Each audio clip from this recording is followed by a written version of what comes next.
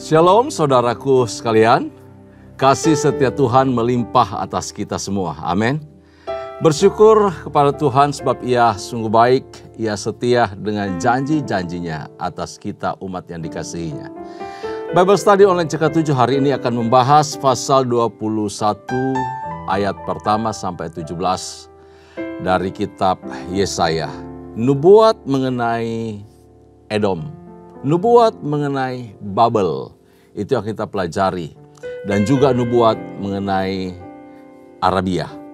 Nah, ketiga kerajaan ini, baik Babel, Edom atau Duma, dan Arabia, adalah negara yang memiliki kekuatan dan kemegahan dunia pada waktu itu. Sangat besar, sangat luar biasa pengaruh mereka. Akan tetapi, ketiga negara tersebut melakukan dosa yang tak disukai oleh Allah. Apa saja dosanya dan bagaimana Allah menghukum mereka? Kita akan bahas setelah kita masuk hadirat Tuhan, kita berdoa, kita memuji, menyembah Tuhan. Terima kasih. Kami mengucap sebuah Tuhan baik karena terpuji nama Kami. Terima kasih.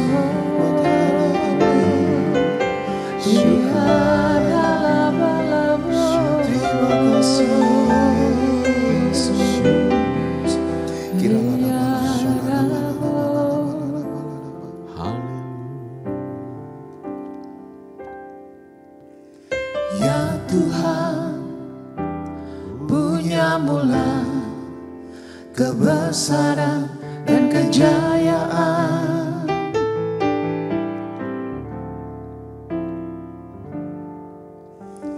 Ya Tuhan, punya mula kehormatan, kemasyuran, dan keagungan.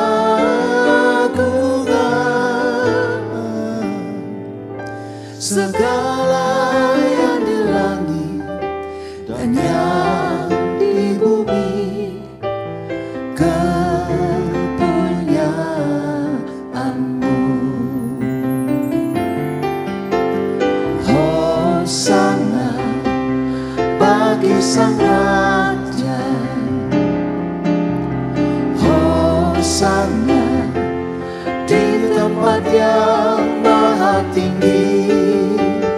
Hosana, Hosana, Hosana bagi Dia.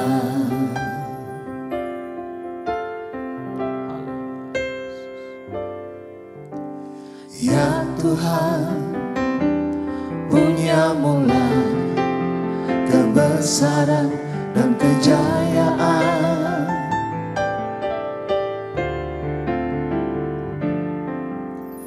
Ya Tuhan, punya mula kehormatan, kemasyuran, dan keagungan.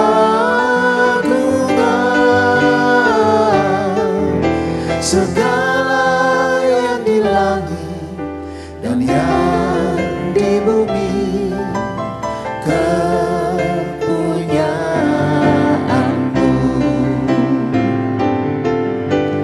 Hosana bagi Sang Raja, Hosana di tempat yang maha tinggi. Hosana, Hosana, Hosana bagi Dia. Hosana bagi Sang Raja, Hosana di tempat yang maha tinggi. Hosana, Hosana, Hosana bagi Dia. Hosana bagi Sang Raja, Hosana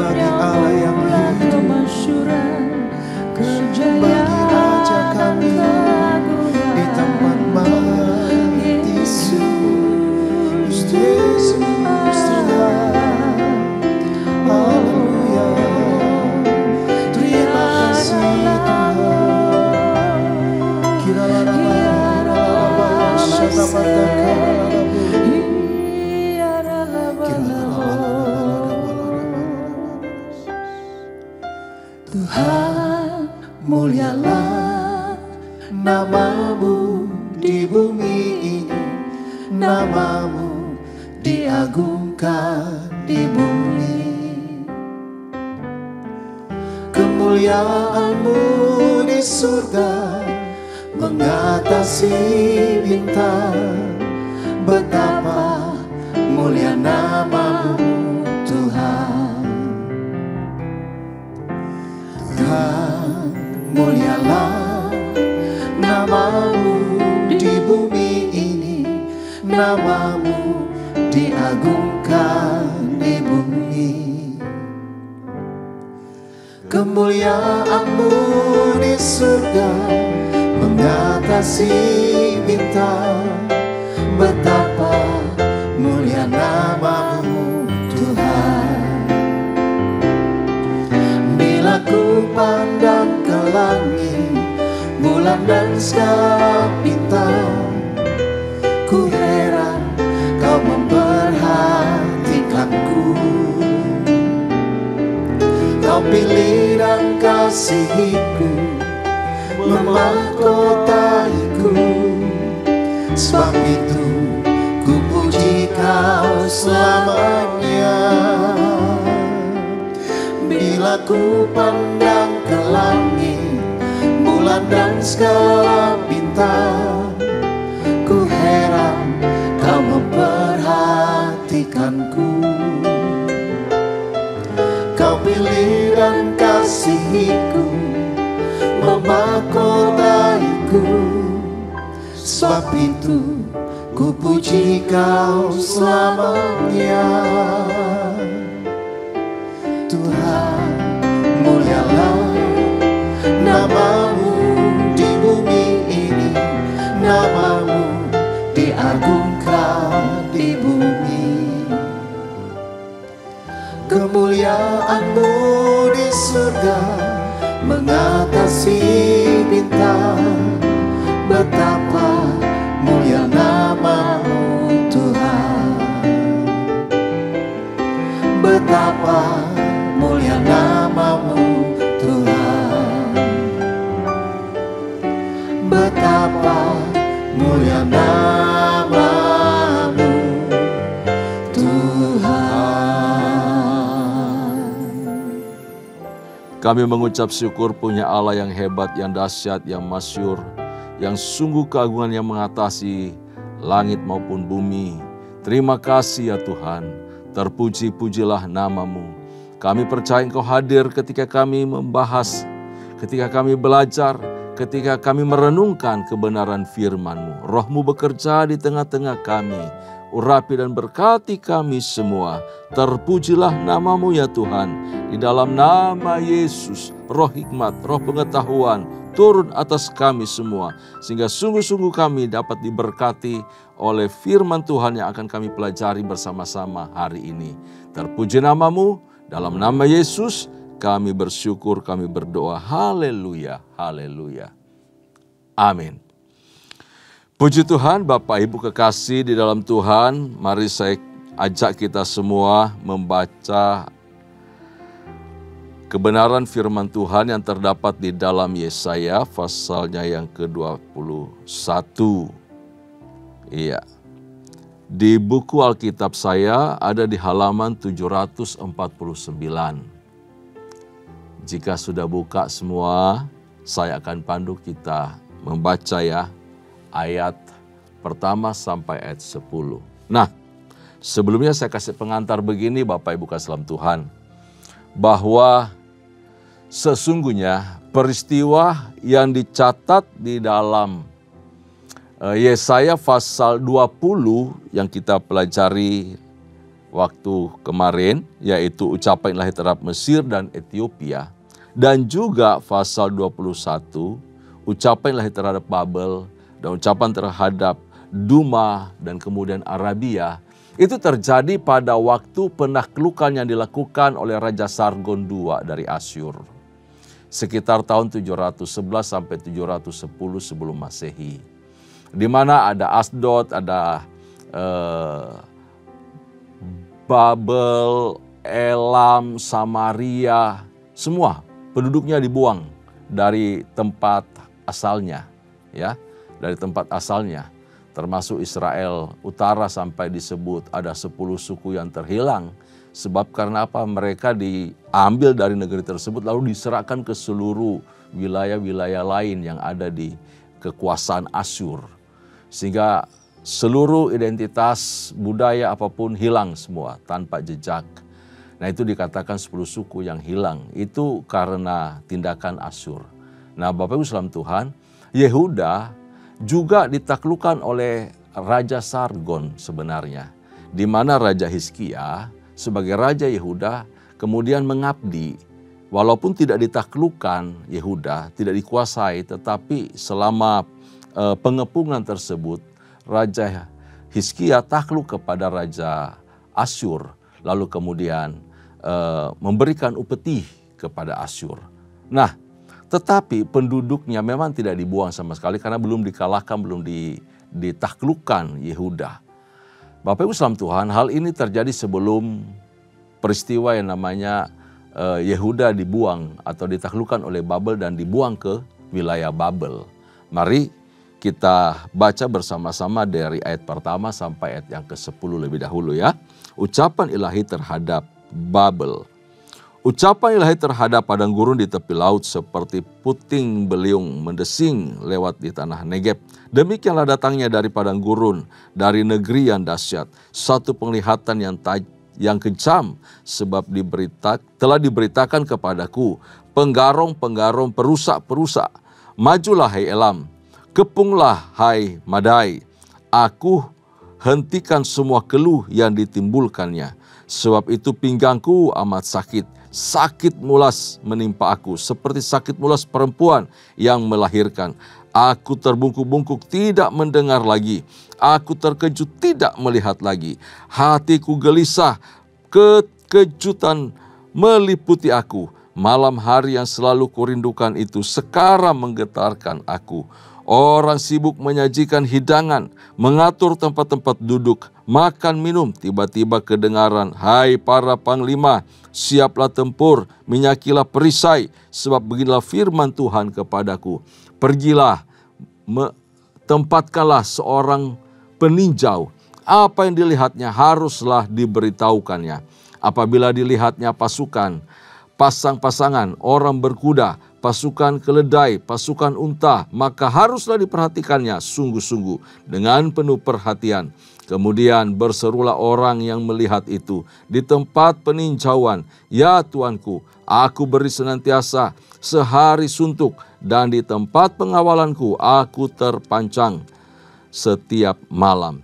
Lihat, itu sudah datang sepasukan orang, pasangan-pasangan orang berkuda, lalu berserulah ia, katanya, sudah jatuh Babel, dan segala patung berhalanya telah diremukkan dan bertaburan di tanah. Hai bangsaku yang telah dipijak-pijak dan diinjak-injak, apa yang kudengar dari Tuhan semesta alam, Allah Israel, telah kuberitahukan kepadamu. Ayat 1 sampai yang ke-10 ini adalah ucapan ilahi terhadap Babel. Babel disebut di sini sebagai padang gurun di tepi laut. Sebab negeri itu negeri yang datar lalu punya danau yang besar-besar ya. Dan laut-laut kecil. Dan dialiri dengan melimpah oleh sungai-sungai. Ya, dari yang sungai-sungai kecil yang mengalir dari sungai Efrat. Jadi diberitahukan bahwa padang gurun di tepi laut karena banyak wilayah-wilayah airnya. Bapak Ibu saudara Tuhan, Babel akan diserang oleh Elam dan Madai. Ini nama lain dari Persia dan Media. Elam itu Persia, Madai itu Media. Yang kemudian datang dari wilayah padang gurun yang tandus dan bergunung-gunung. Jadi prajuritnya terlatih dengan wilayah tersebut dan terbentuk dengan karakter yang sangat keras. Mereka menjadi pasukan yang perkasa dan menakutkan sekali. Mengapa Babel mengalami penghukuman dari Tuhan seperti yang dinubuatkan oleh Nabi Yesaya ini?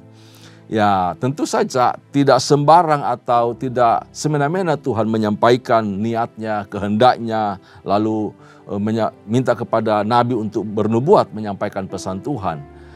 Pasti ada sesuatu sebab kenapa Babel itu akan dihukum oleh Tuhan, karena mereka pernah berupaya untuk mengusik Yerusalem. Mereka, Babel adalah simbol dari kesombongan dan mereka merasa sangat kuat. Itu dia, mereka merasa sangat kuat. Di kemudian hari memang Yehuda kan nanti ditaklukkan, dikuasai oleh Babel. Jadi jauh hari sebelum peristiwa ini terjadi, nubuat itu telah disampaikan kepada penduduk Babel bahwa hal ini akan terjadi kepada kalian. Waduh, Babel itu Bapak Ibu salam Tuhan merasa kuat, merasa hebat sampai mereka tidak bisa mewaspadai adanya bahaya yang mengancam mereka. Begitu.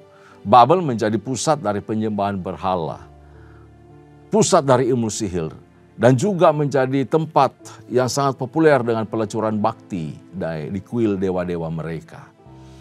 Alkitab menggambarkan Babel sebagai simbol dari bangsa yang melawan Allah, bangsa yang berseberangan dengan kehendak Allah. Babel adalah simbol pemberontakan di hadapan Tuhan. Di ayat yang kelima tadi kita baca bahwa orang sibuk menyajikan hidangan, mengatur tempat-tempat duduk, makan, minum, tiba-tiba kedengaran, hai para panglima, siaplah tempur, minyakilah perisai.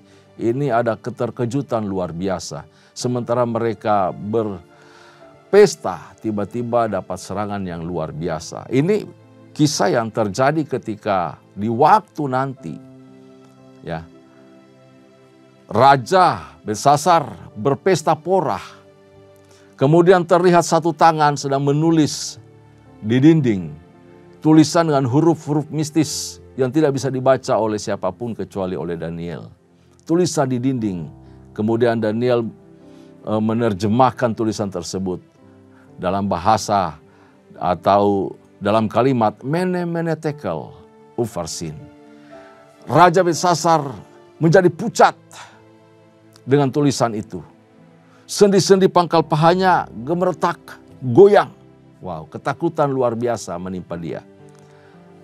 Tubuhnya menjadi lemas, gak bisa pegang senjata. Sekalipun disuruh panglimanya untuk ambil senjata, siapkan perisai, mereka gak bisa buat banyak. Mereka gak bisa melawan pasukan dari Media Persia yang datang menyerang mereka.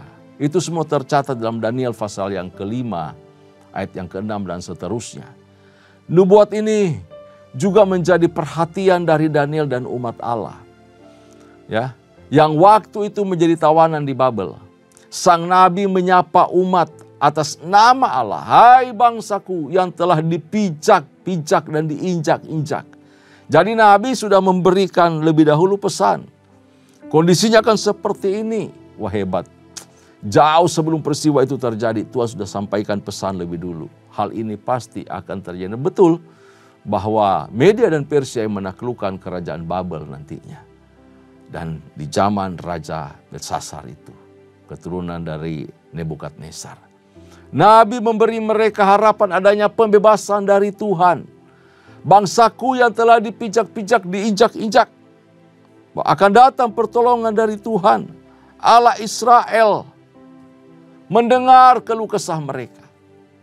Hebat ya, kita punya Tuhan yang sudah bahkan dari jauh hari sudah melihat apa yang akan terjadi dan menyampaikan lebih dulu kepada para hambanya.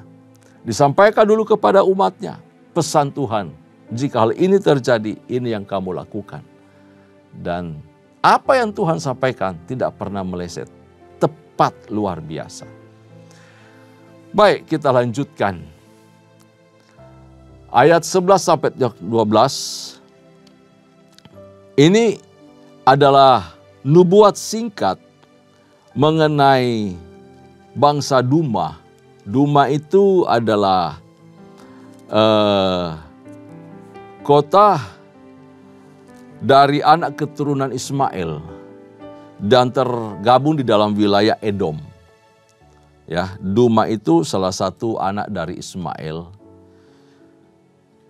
Sehingga wilayahnya itu termasuk juga di wilayah Edom. Jadi kalau mau sebut Duma, pengertiannya berarti Edom juga. Ya. Ucapan ilahi terhadap Duma. Duma artinya kesunyian. Mereka menjadi sunyi senyap, hilang gitu ya. Tanpa ada harapan, tanpa ada satu kehidupan. Itu arti Duma.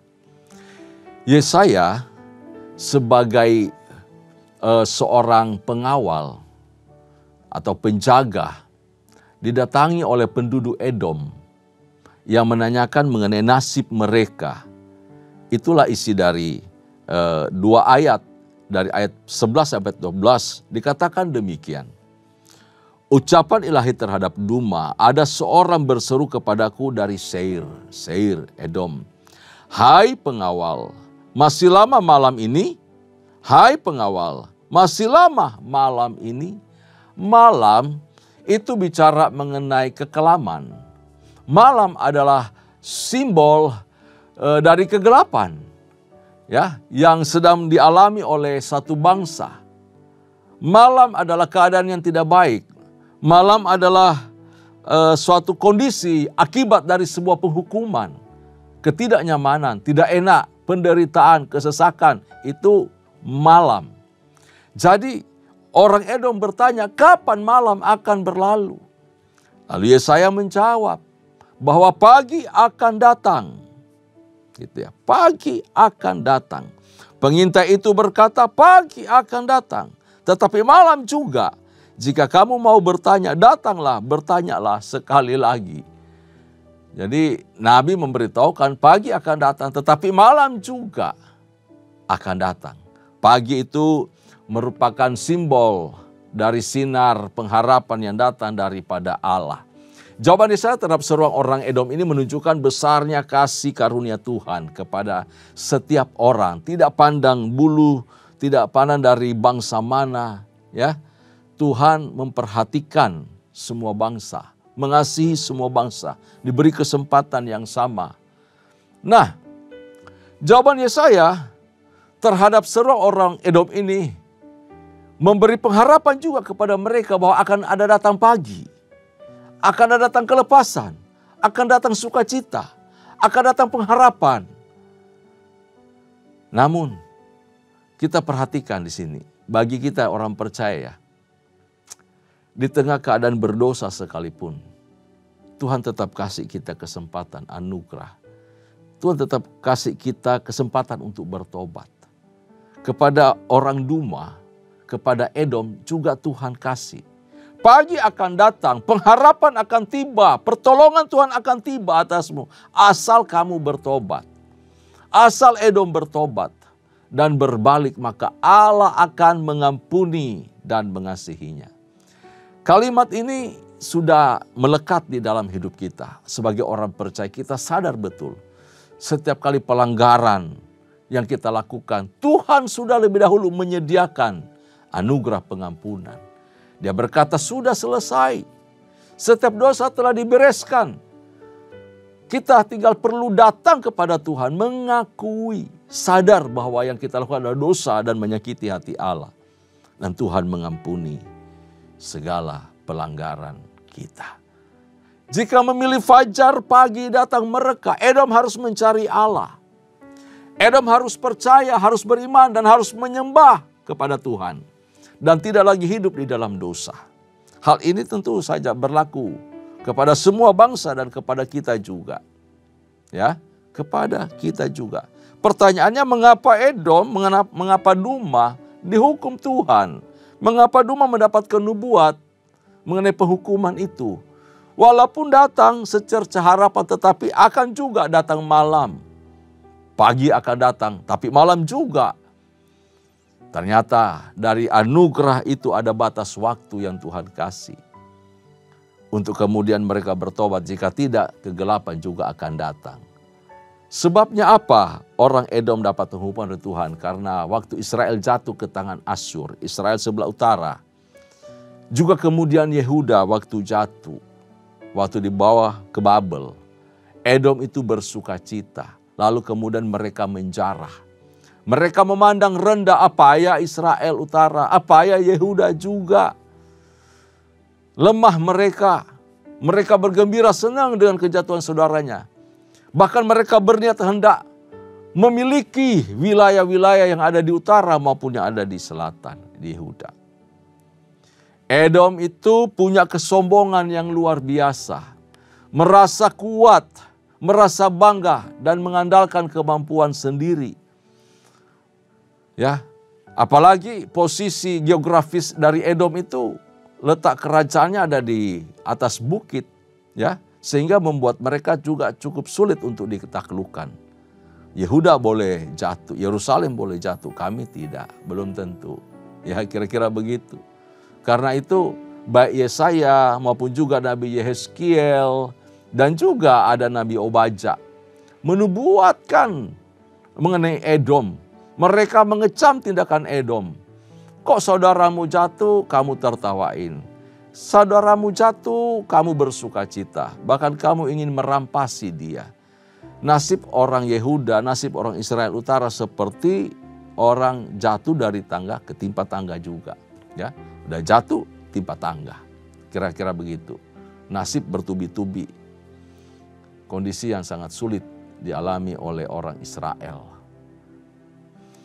Jadi Edom diancam, dikecam. Ya, Edom akan ditumpas, akan bersih, akan menjadi rata, akan menjadi sunyi senyap. Menjadi tandus, dan Tuhan sendiri yang akan melawan Edom. Tangan Tuhan sendiri, Tuhan geram. Dengan menghukum Edom menunjukkan bahwa Tuhan peduli terhadap umatnya. Tuhan sayang kepada orang Israel. Tuhan sayang kepada orang Yehuda. Tuhan menganggap bahwa apa yang dilakukan oleh musuh-musuh umatnya, oleh bangsa-bangsa yang telah merampasi, yang telah melawan, yang telah menghukum orang Israel, sama artinya mereka melawan Tuhan. Mereka menjadi musuhnya Allah juga. Itu serangan kepada Allah. Ya, Bapak Islam Tuhan, jika kita mengalami kondisi seperti itu, kondisi kemalangan, atau saudara kita mengalami kondisi sulit, kondisi kemalangan, kita jangan bergembira, jangan senang. Kita harusnya hadir, ikut sama-sama merasakan penderitaan, kesesakan. Kita prihatin, ya, jangan menjadi orang yang arogan dan sombong. Saudara kita dalam kondisi sulit, kita malah tertawa, rasain lu, makanya lu. Bukannya membantu, malah kita ngata-ngatain yang enggak-enggak. Bapak Ibu Saudara Tuhan, Tuhan itu menentang orang yang sombong, ya. Tapi Tuhan membela orang yang dikasihinya, membela orang-orang yang dicintainya. Jadi perlu kita terus belajar untuk sama-sama menjaga pikiran, menjaga hati kita, menjaga mulut kita. Memperkatakan hal yang baik, hal yang indah. Apapun terjadi di sekitar kita, termasuk yang menimpa orang-orang di sekitar kita, kita sebaiknya bawa mereka dalam doa. Kita sebaiknya juga peduli dengan mereka. Ya, perhatikan mereka. Nah, ayat selanjutnya dari ayat yang ke-13 sampai ayat yang ke-17 saya bacakan buat kita. Ucapan ilahi terhadap Arabia, ilahi terhadap Arabia, di belukar di Arabia kamu akan bermalam. Dahai kafilah-kafilah orang Dedan, hai penduduk tanah Tema, keluarlah, bawalah air kepada orang yang haus, pergilah, sambutlah orang pelarian dengan roti. Sebab mereka melarikan diri terhadap pedang, ya terhadap pedang yang terhunus, terhadap busur yang dilentur, dan terhadap kehebatan peperangan. Sebab beginilah firman Tuhan kepadaku, dalam setahun lagi menurut masa kerja prajurit upahan, maka segala kemuliaan Kedar akan habis. Dan dari pemanah-pemanah yang gagah perkasa dari Bani Kedar akan tinggal sejumlah kecil saja, sebab Tuhan Allah Israel telah mengatakannya. Apa yang kita dapat dari nubuat mengenai Arabia ini? Bapak Islam Tuhan, Arabia yang pada waktu itu terkenal dengan kafilah-kafilah yang terbiasa bepergian ke tempat jauh, urusan dagang, apapun yang mereka lakukan. Ya. Tapi Arabia kondisinya seperti ini juga akhirnya dihancurkan. Diberitahu dalam 1 tahun ukuran masa kerja prajurit upahan. Kenapa mereka dihukum oleh Tuhan? Karena kesombongannya. Ya. kesombongannya. Begini, orang-orang yang ada di Duma, di Edom, itu kan berdekatan dengan Arab. Wilayah Edom semua itu berdekatan, berbatasan dengan Arab. Semua. Jadi ketika Edom diserang, banyak yang melarikan diri ke wilayah-wilayah Arab tersebut. Dalam perjalanan, upaya mereka berdagang segala macam itu, orang-orang pelarian ini yang lari dari pedang penghancuran terhadap Edom ini ditolong oleh orang-orang Arab. Padahal Tuhan sedang mendisiplinkan, sedang membinasakan orang Edom, orang Duma. Tetapi orang Arab datang menolong, diberitahu silakan kasih, nanti kamu juga kena giliran. Begitu. Arab punya nasib yang sama pada akhirnya, dihukum oleh Tuhan. Saudaraku, ini pesan Tuhan seperti ini buat kita ya. Kalau kita ambil pelajaran dari perikop ini, bahwa jangan coba-coba berpihak, tanda kutip menolong kepada orang yang sedang didisiplinkan oleh Tuhan, yang sedang dihukum oleh Tuhan. Betul, jangan coba campur urusan Tuhan. Ketika Tuhan mendisiplin seseorang, kita tahu, kita mengerti kalau itu kesalahan dia dan Tuhan sedang mendisiplinkan dia. Kita doakan supaya dia kuat. Kita doakan supaya dia mampu menghadapinya. Tapi jangan datang lalu berpihak kepada dia dan iya ya, dia begitu, gak pantas ini, gak pantas itu. Kamu harusnya begini-begini aja, gak boleh. Kamu diperlakukan seperti ini. Jangan, kita salah di hadapan Tuhan seperti itu. Kalau pemimpin telah disampaikan oleh Tuhan bahwa yang harus dilakukan seperti ini, maka kita gak bisa mencegah dan kita gak bisa menyalahkan pemimpin, gak bisa. Jadi ketika kita sedang didisiplinkan oleh Tuhan juga, tolong jangan menolak disiplin yang dari Tuhan itu. Kita harus belajar menerima dan kita harus memahami isi hati Tuhan bahwa disiplin dari Tuhan itu baik. Disiplin dari Tuhan itu bertujuan benar, bertujuan untuk kebaikan kita. Tidak ada maksud jahat dari Tuhan untuk kita. Sekalipun kondisi kita sulit, sekalipun kondisi kita merayap, sekalipun kondisinya memang berat banget, malu bukan main. Tetapi itu cara Tuhan. Dia yang melukai kita, dia juga akan menyembuhkan, dia membebati kita, mengobati kita. Sampai kita pulih kembali dan bisa bersuka cita. Jadi ketika orang lagi sedang didisiplinkan, tolong jangan dari pihak luar, pihak siapapun yang tidak tahu menahu hal tersebut, kemudian memihak orang yang sedang disiplinkan dan menyalahkan Tuhan, menyalahkan pemimpin, menyalahkan orang lain. Tidak boleh. Ya, nggak boleh sama sekali. Nanti jadinya kayak orang Arab ini. Membantu kasih roti, kasih air segala macam kepada orang-orang yang sedang melarikan diri itu. Itu sisi kemanusiaan betul. Tetapi kan ada maksud Tuhan. Penggenapan nubuat harus terjadi. Dan akhirnya apa? Arab juga yang kena. Ya, segala kemegahan, kekayaan, kemakmuran ketiga bangsa itu, baik Babel maupun juga kemudian Duma dan juga Arabia, dihancurkan oleh Allah karena mereka menolak Tuhan, karena mereka berseberangan dengan tujuan Tuhan, mereka bertentangan dengan maksud Allah. Allah tidak berkompromi atas dosa-dosa mereka, termasuk kita juga. Betapa pentingnya setiap hari kita harus satu arah dengan Tuhan, ya, satu tujuan dengan Tuhan, satu frekuensi dengan Tuhan, supaya kita mengenal apa maksud dan kehendaknya. Dalam kondisi baik, senang, suka, ataupun dalam kondisi sulit, kita harus menemukan apa maksud Tuhan buat kita. Amin. Itulah isi dari Yesaya pasal 21 yang menjadi pelajaran buat kita pada hari ini. Tuhan Yesus memberkati kita semua. Mari kita berdoa, tundukkan kepala, kita mengucap syukur. Bapa Surgawi, terima kasih untuk hari ini. Firman-Mu mengajar kami bahwa segala hal pelanggaran kejahatan di mata Allah mendatangkan penghukuman daripada-Mu. Kami melihat bahwa rancangan Allah selalu nyata. Maksud-Mu selalu indah dan baik bagi orang-orang yang mengasihi-Mu. Bahkan orang benar sekalipun ketika berbuat dosa, berbuat salah, tetap ada tanda kasih daripada Allah. Engkau mendisiplinkan, Engkau menghukum kami, bukan untuk membinasakan kami, tetapi mengajak kami untuk rendah hati dan bertobat, berpaling kepadamu. Terima kasih ya Tuhan, terpuji-pujilah namamu. Kami sungguh mengucap syukur untuk firman yang kami baca, kami pelajari, kami renungkan bersama-sama hari ini dari Yesaya pasal 21. Nama Tuhan dipuji, dipermuliakan. Berkati umat-Mu, berkati kami semua. Di dalam nama Yesus kami mengucap syukur. Kekasih-kekasih Tuhan, sebelum kita berpisah, mari arahkan hatimu di hadapan Tuhan.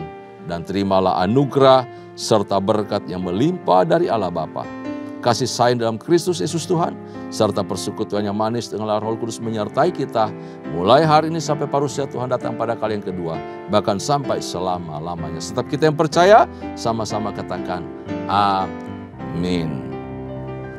Shalom, Tuhan Yesus memberkati kita semua.